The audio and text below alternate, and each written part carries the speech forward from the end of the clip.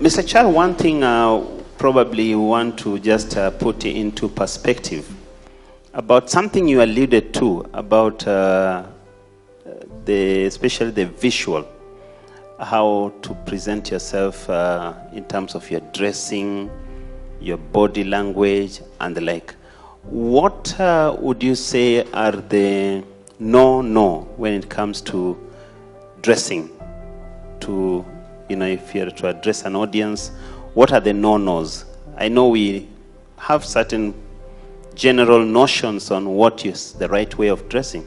For example, last time we had a speaker who made some very wild and very intriguing assertions that, for example, never wear a jeans when you're going in front of an audience.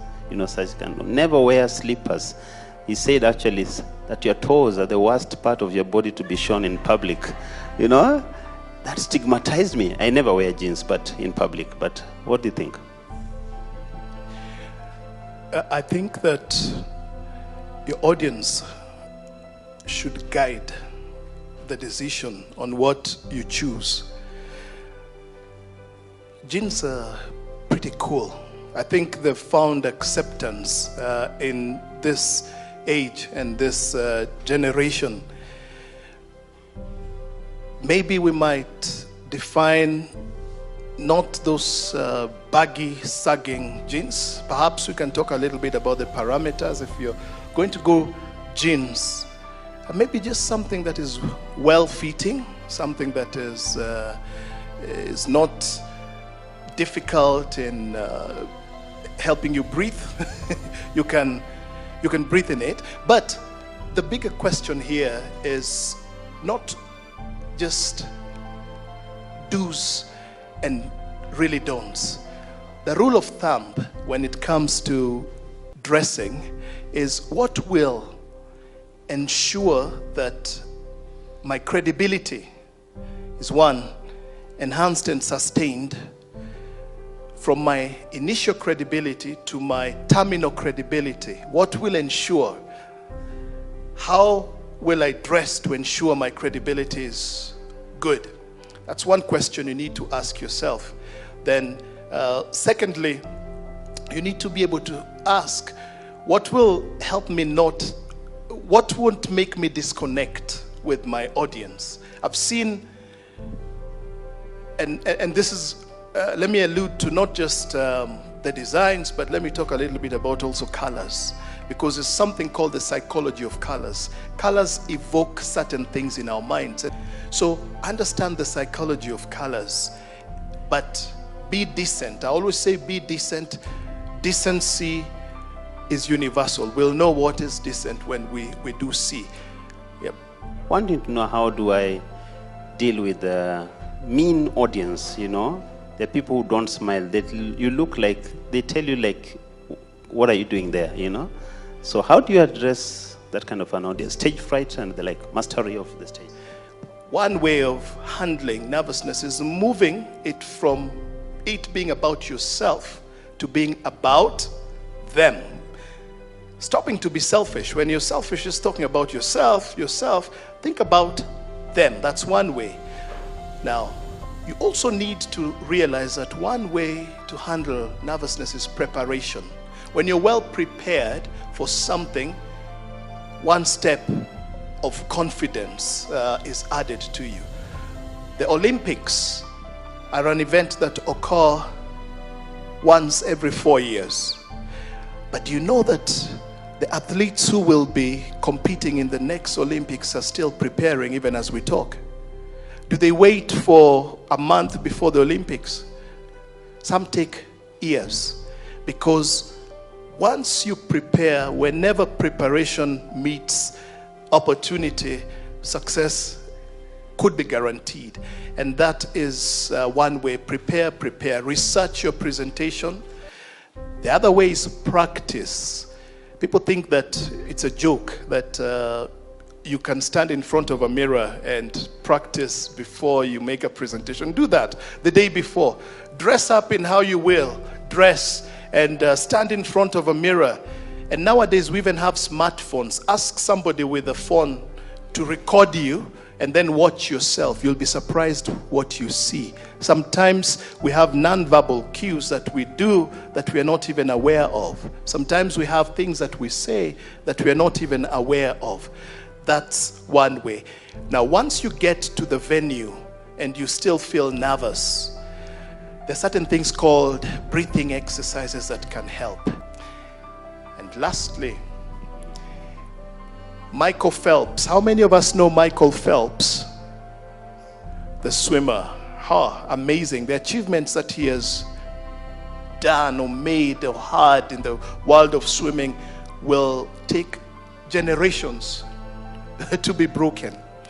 You've got to see yourself succeeding before you stand in front of an audience. You need to visualize how you're going to walk up, how you're going to, we're assuming you're prepared, you've practiced. Now visualize how you'll walk up, how you will stand, how you will begin, how you will end, way before. It helps to deal with nervousness.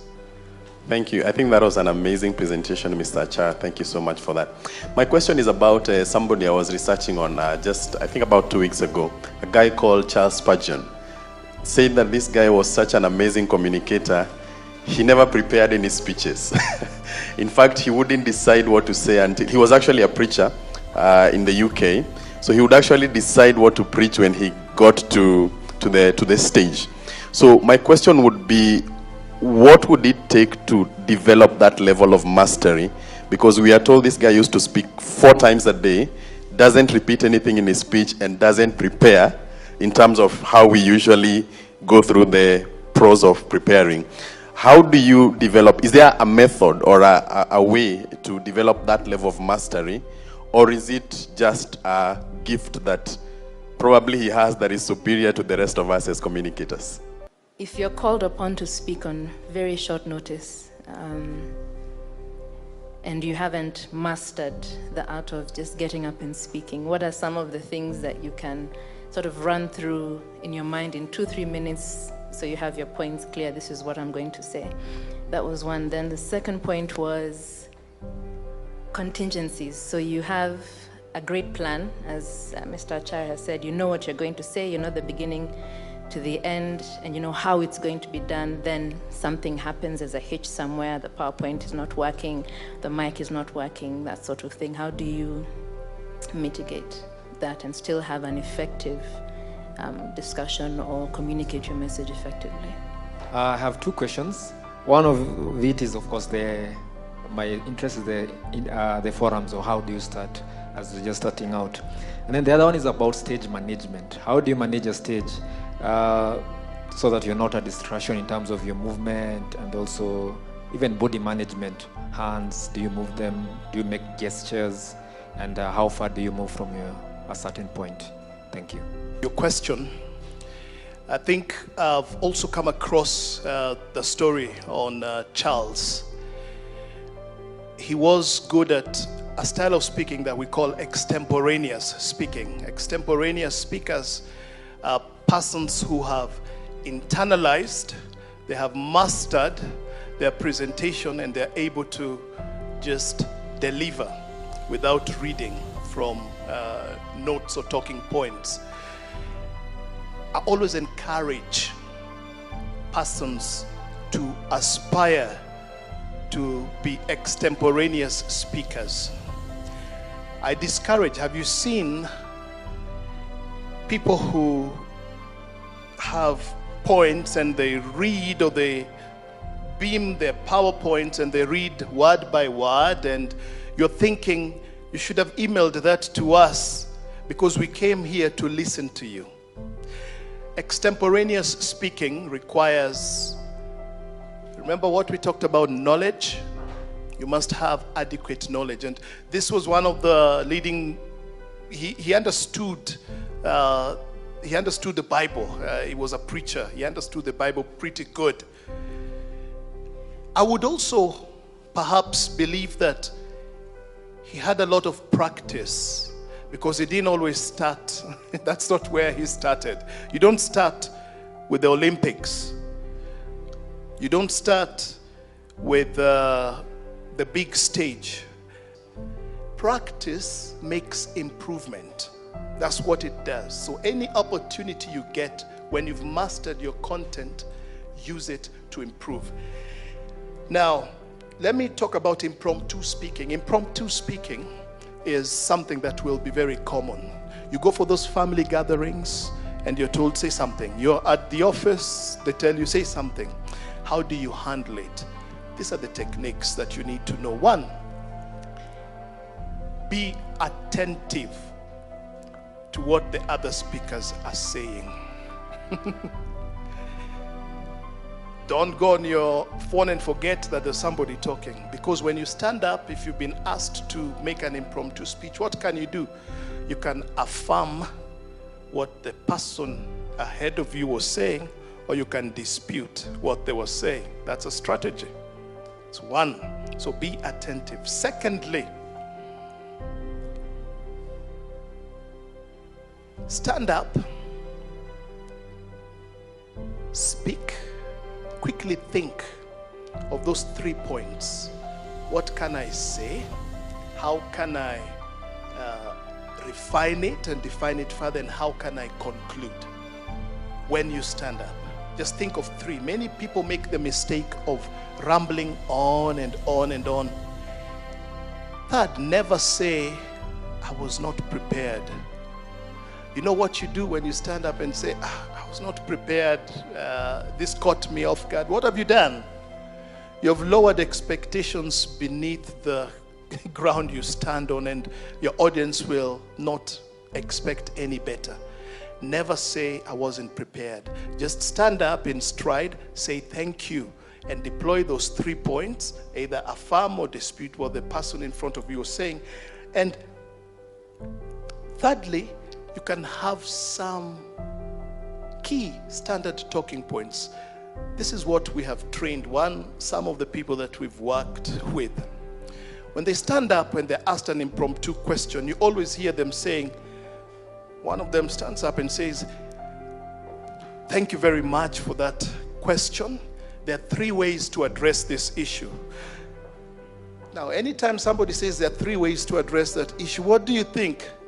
They're very organized. That time they don't know. If you follow them in the next meeting, they'll say the same thing. Now, what do? The first question they have, the first point, they either do whatever, affirm or refine what was being said. Then they put in their words and they conclude. But they always begin by saying, there are 3 ways to address this issue. So the audience always thinks, wow, this person is right on top. You can come up with a standard talking point that you have beforehand that you can always deploy in various contexts when handling impromptu speaking. Now, talking about getting paid, I can send you, I'll send some more material on that. You can get material on that. Talk about getting paid to speak. That's what Prof was asking.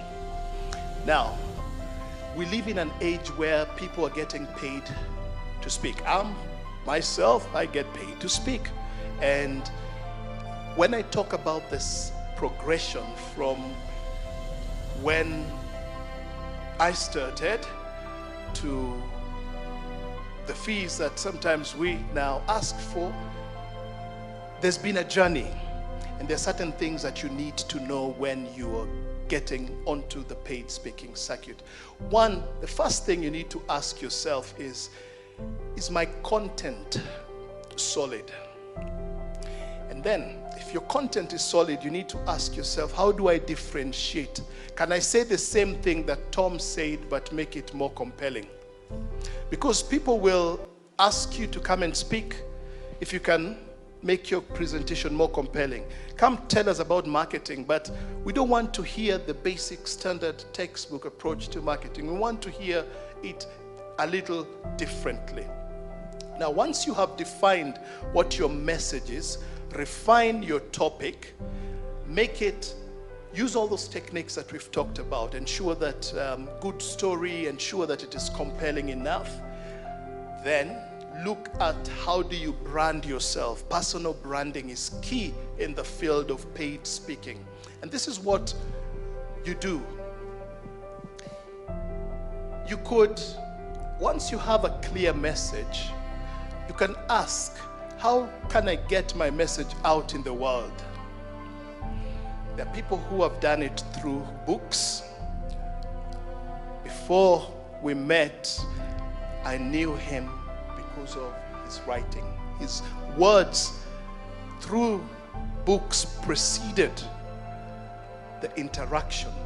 And when you brand yourself, once you write, and it is something that is compelling, your value also goes up within the paid speaking circuit.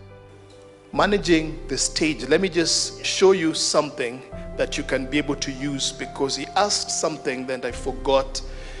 When you stand in front of an audience, this is what you need to know.